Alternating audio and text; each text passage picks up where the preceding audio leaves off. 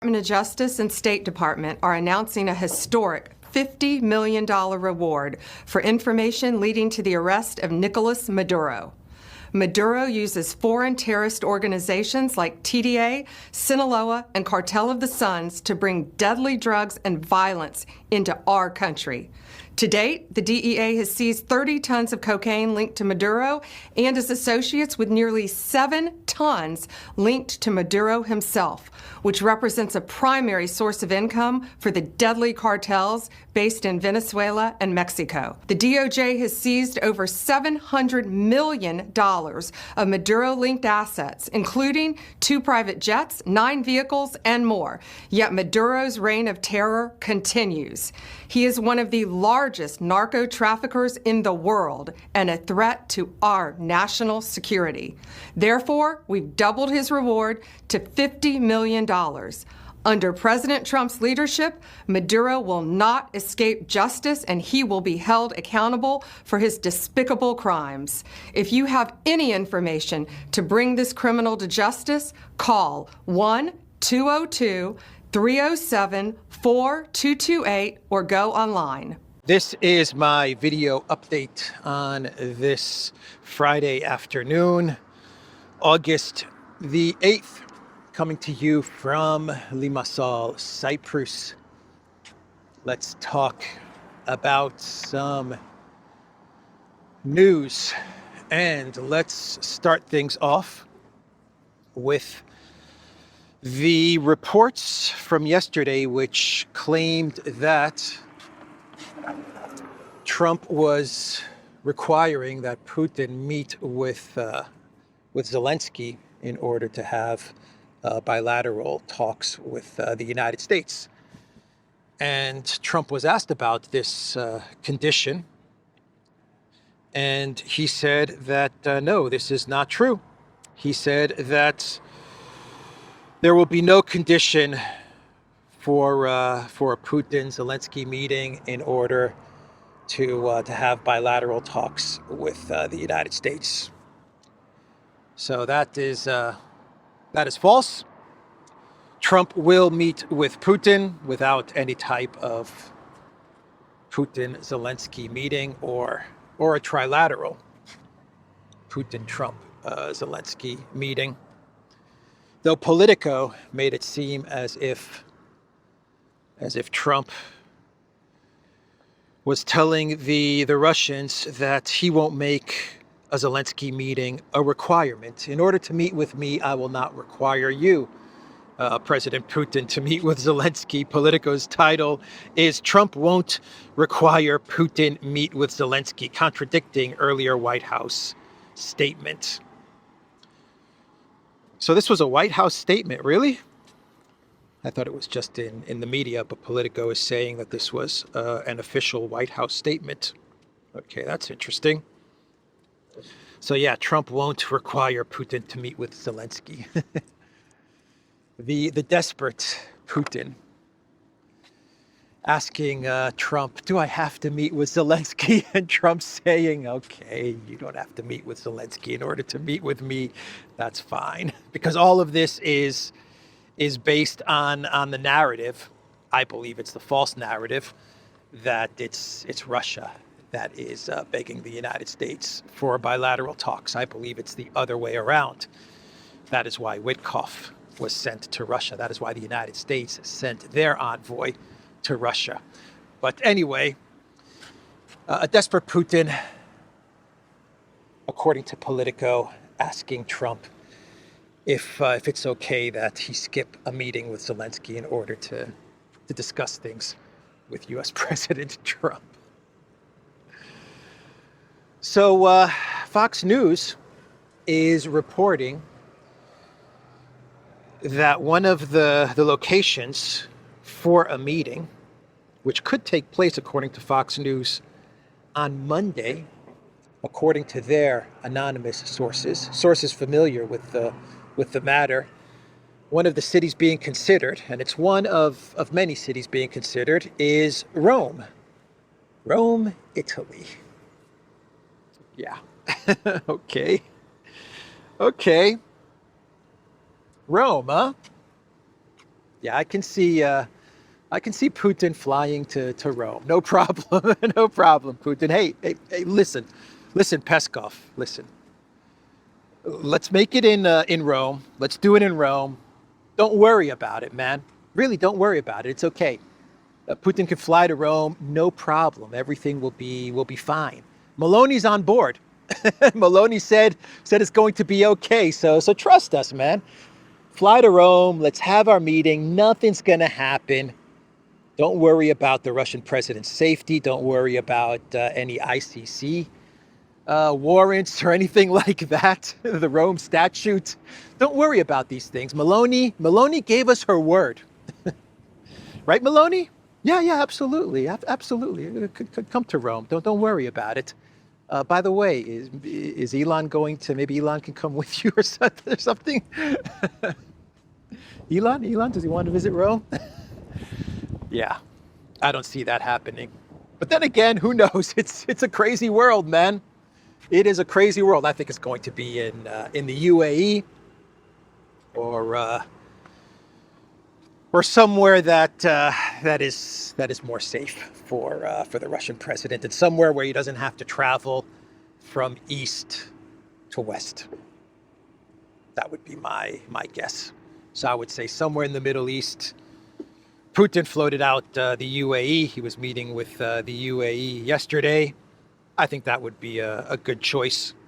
The UAE is friendly to Russia. It's in BRICS. And it's also friendly to the United States, maybe Saudi Arabia, maybe Turkey. But I'm not a fan of Putin traveling to Turkey either. Anyway, that is Fox News. That is what they're saying, that Rome is one of the possibilities. One of the possibilities. I don't think it should be anywhere in Europe, if you want my opinion, if my opinion matters, which it doesn't. But I would say nowhere in Europe.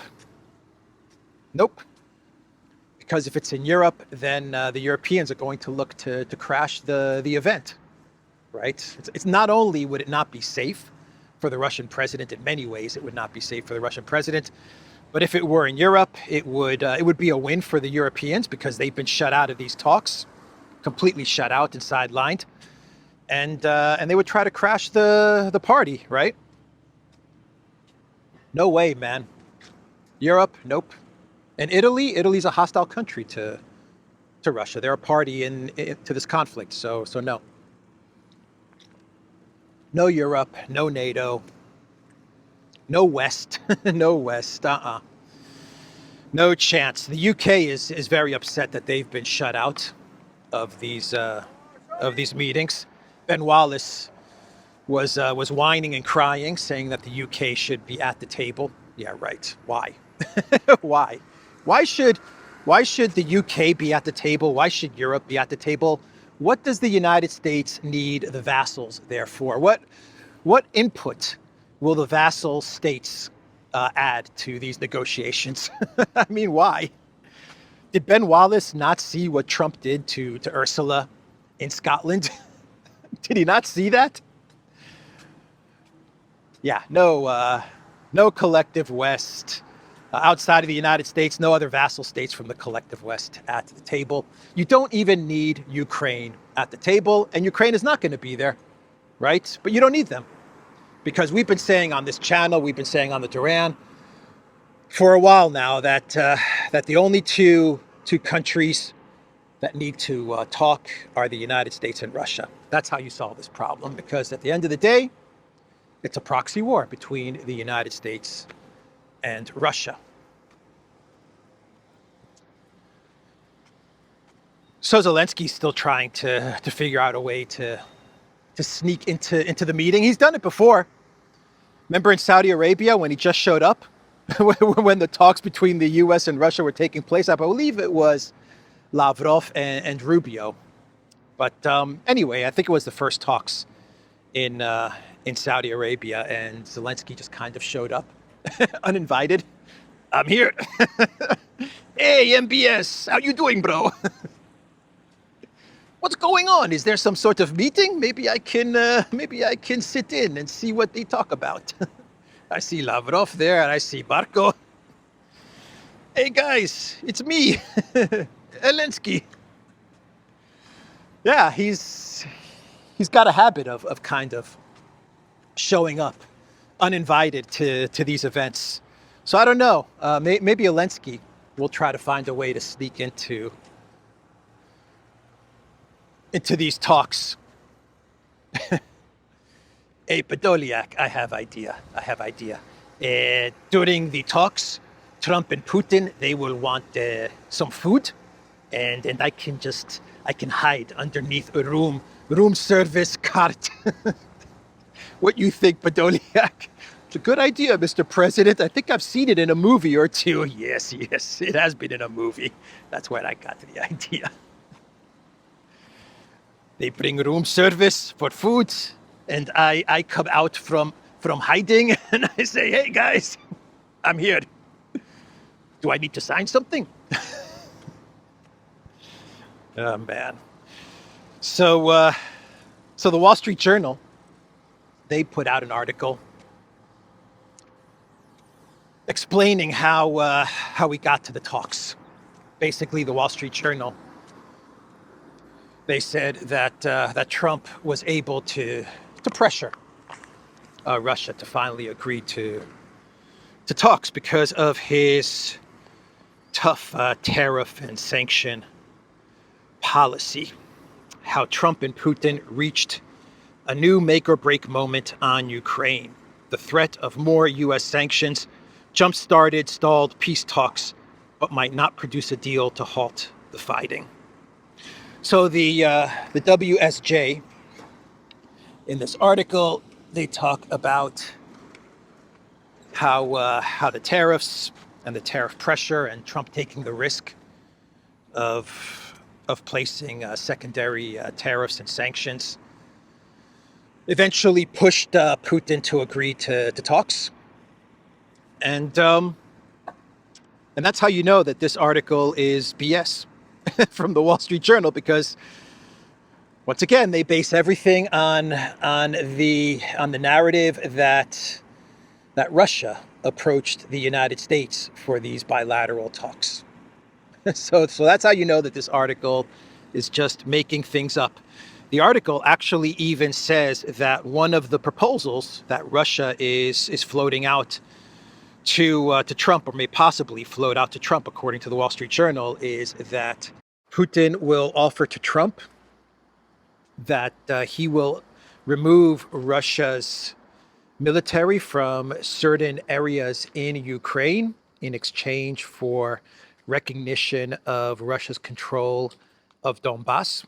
Trump is going to take this offer from Putin, withdrawing military from one area in exchange for recognition of Russia's control of Donbass, and he's going to take this to Ukraine and to the Europeans, and the Europeans are going to reject this. Ukraine is going to reject this, and that will give Trump the excuse that he needs to walk away from Project Ukraine.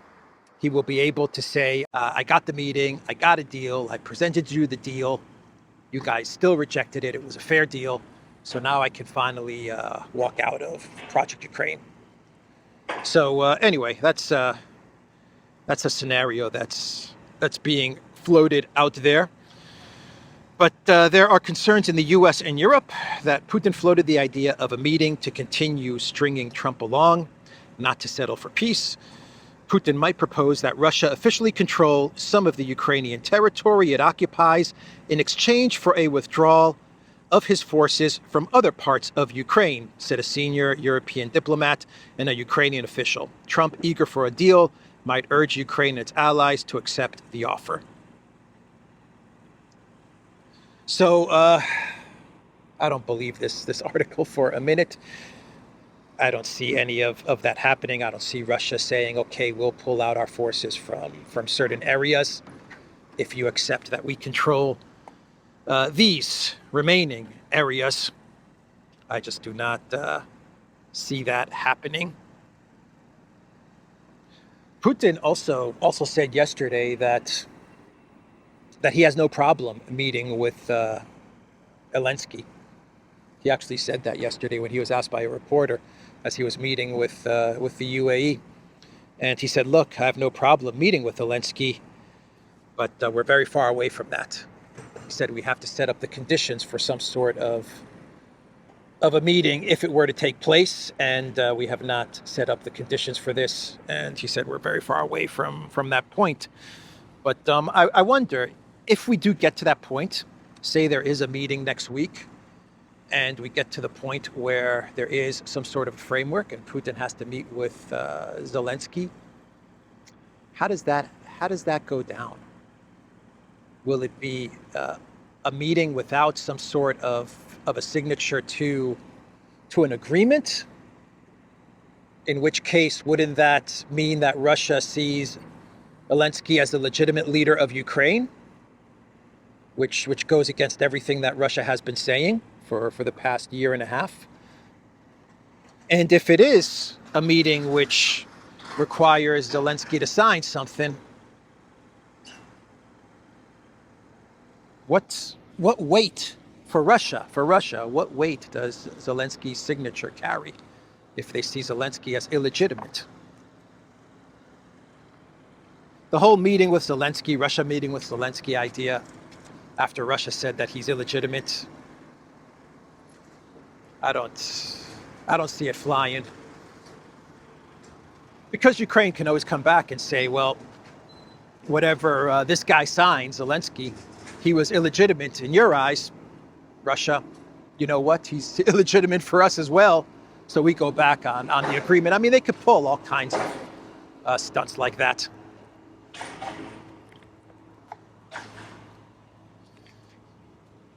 So sticking with Trump,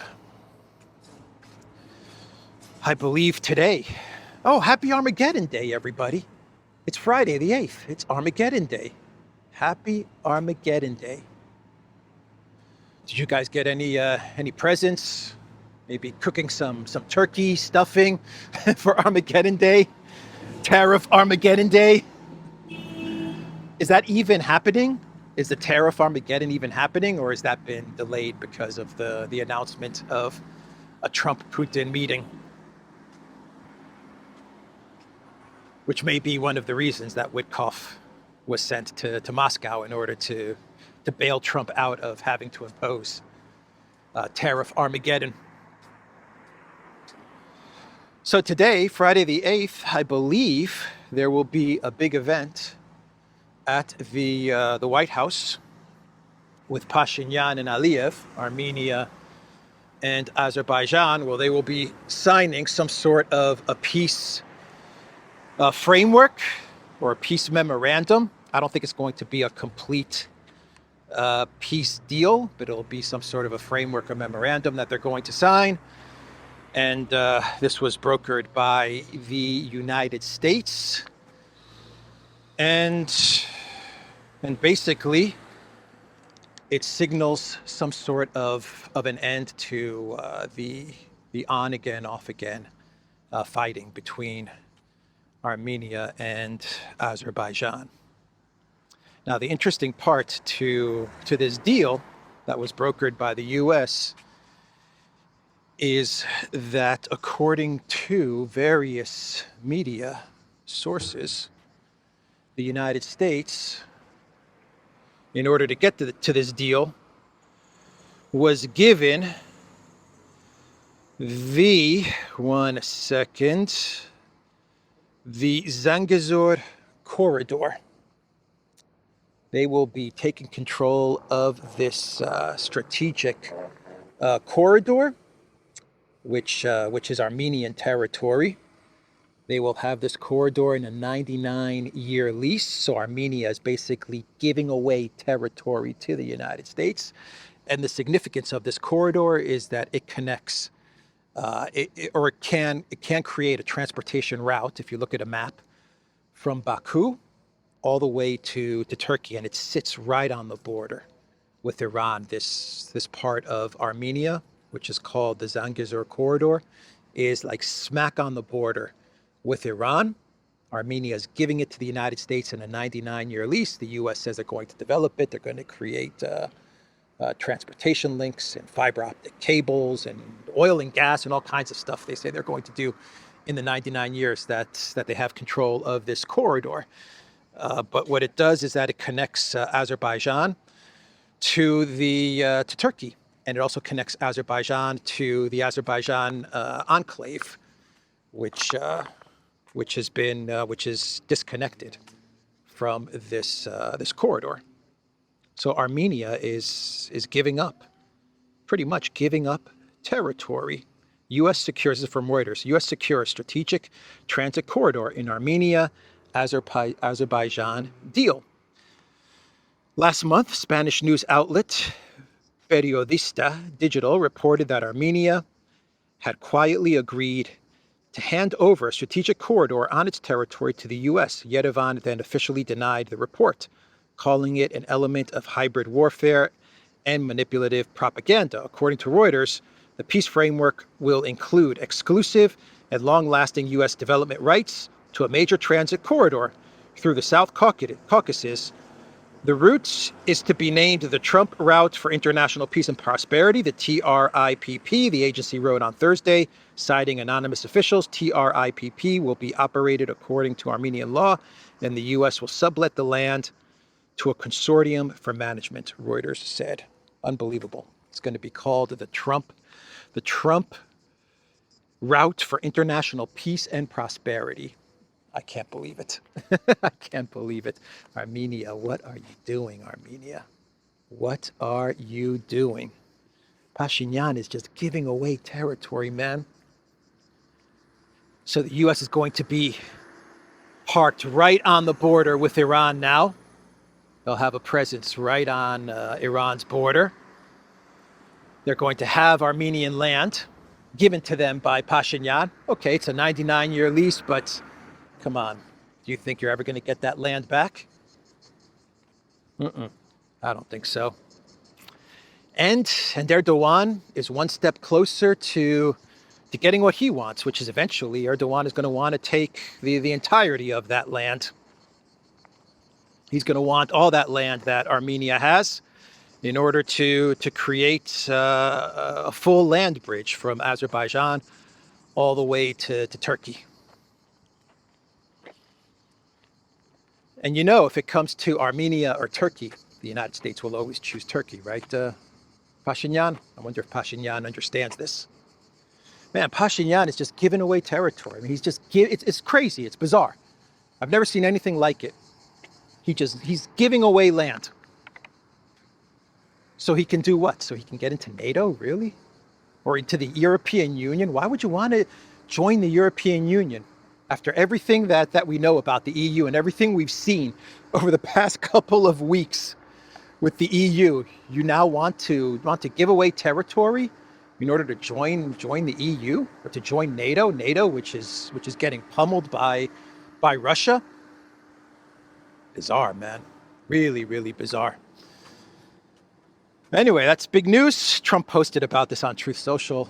I'm not going to read you his Truth Social post. I'm a bit tired of reading his Truth Social posts, to be honest. But yeah, it's going to be a big event, a big win for the Trump White House and for the United States. A big win.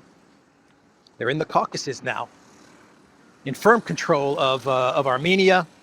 Azerbaijan is definitely tilted towards the United States, but that's expected because Azerbaijan is a puppet state of Turkey, and Turkey is absolutely aligned with the United States.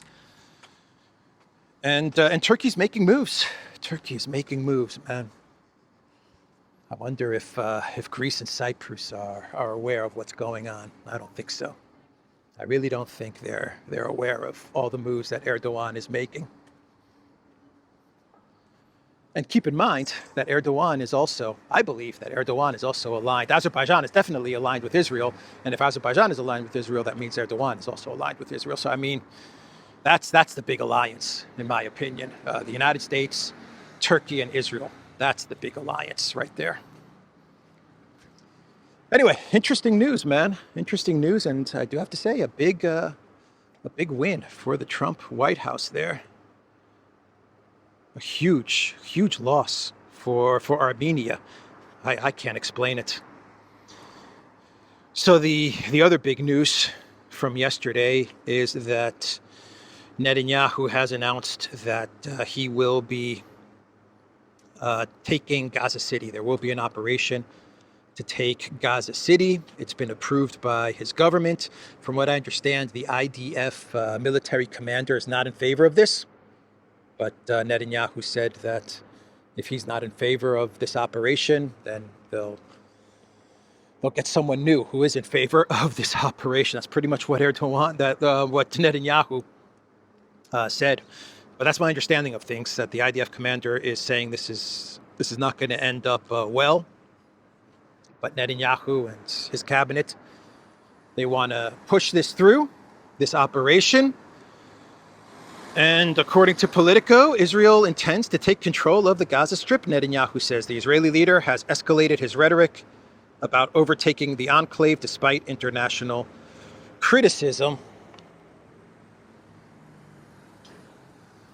So let me read you what is going on. I'm looking for some shade in this 43-degree heat. Oh man, let me put the water here. Some people say, why do I carry the water around with me? It's 43 degrees. Man, if I didn't have the water with me, I would faint. Anyway, let's see. From the X account of Officer The Opinion, Netanyahu launches Gaza City takeover, full control, humanitarian spin, rising instability. Israel's security cabinet approves Netanyahu's blueprints for total IDF control over Gaza City, disarm Hamas, recover hostages, and install a hand-picked civilian authority bypassing both Hamas and the Palestinian Authority. Humanitarian aid outside combat zones is window dressing for occupation. This 5 principles plan means mass civilian displacement and deeper chaos, triggering international backlash and intensifying internal divisions. The drive for security comes at the cost of endless war, civilian suffering, and global isolation. Western backers turn a blind eye, complicit in prolonging misery for hollow stability. Well said. Well said. Bad things are coming. Bad things are about to come when this operation gets going. Oh, man. So, should we do one more story or 2 more stories? Financial Times put out an article with the title, U.S. hits 1 kilo gold bars with tariffs in blow to refining hub Switzerland. Futures contracts for precious metal reach new high after blow to country's bullion trade.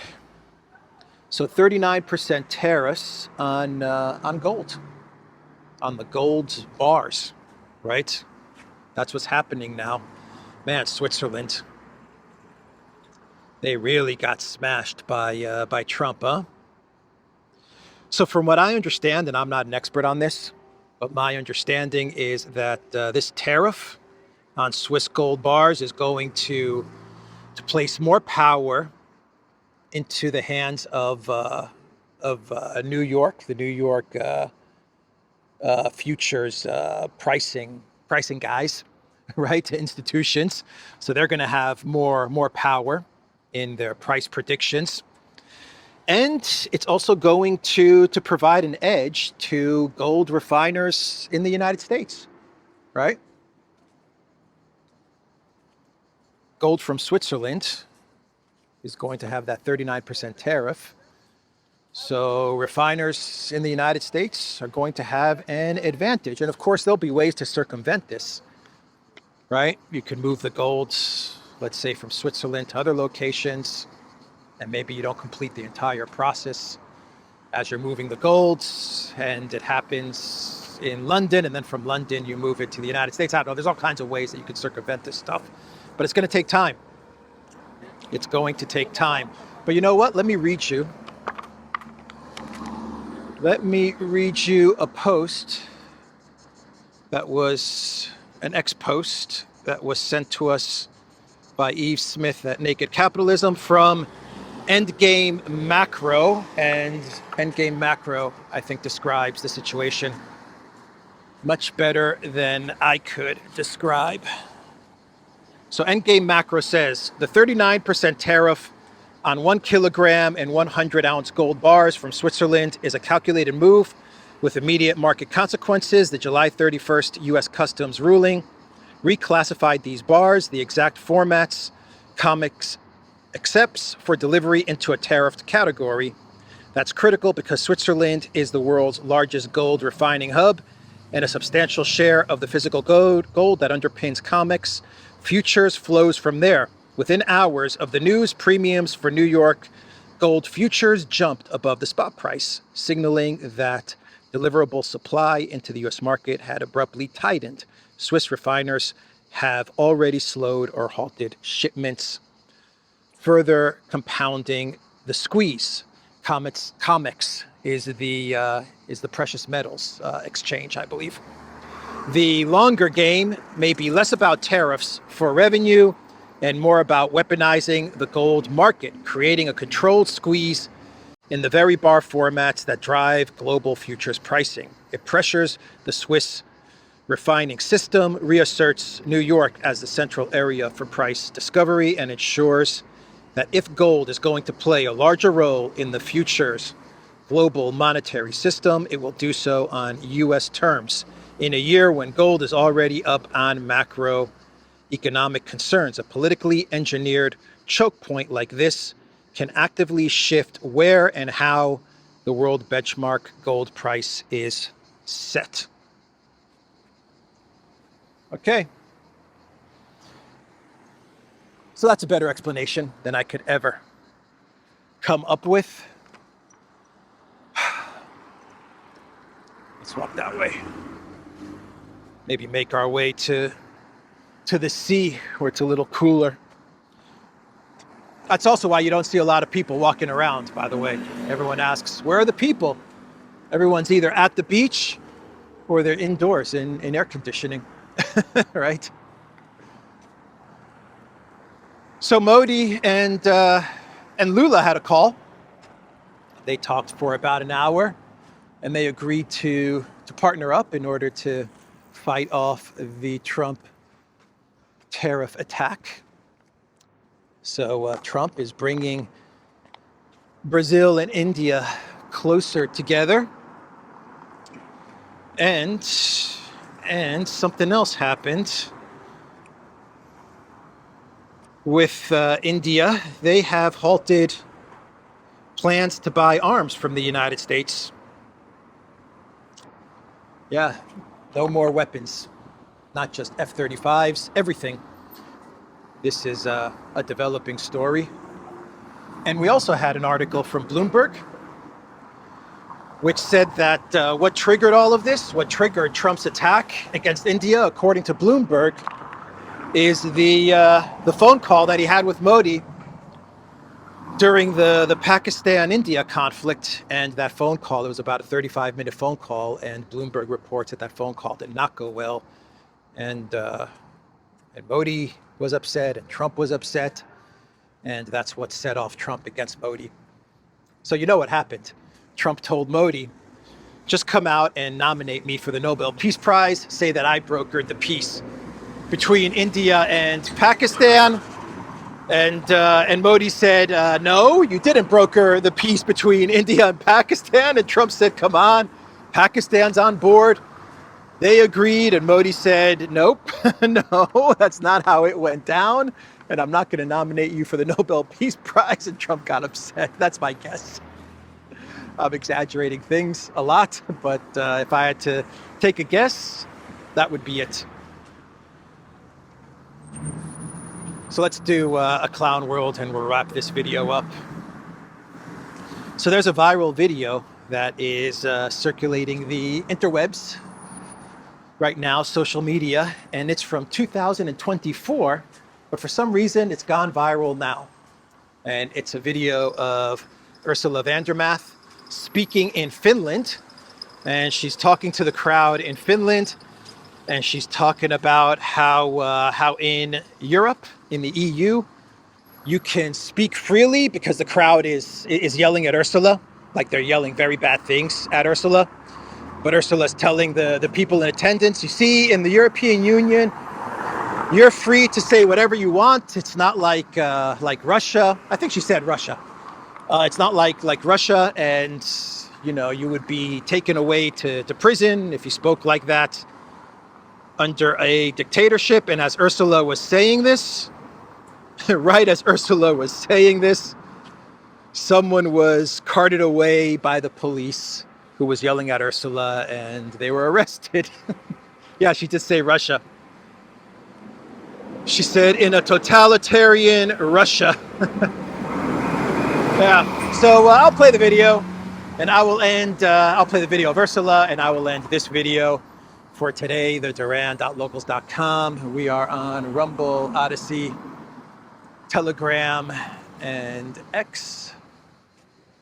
And go to the Duran shop, pick up some merch, like what I'm wearing in this video update. There is a link in the description box down below. Take care. Не хотят вонючее, понимаете? Вонючее. И Трамп прав, что наклоняет эту Европу, только чтобы это не спектакль был.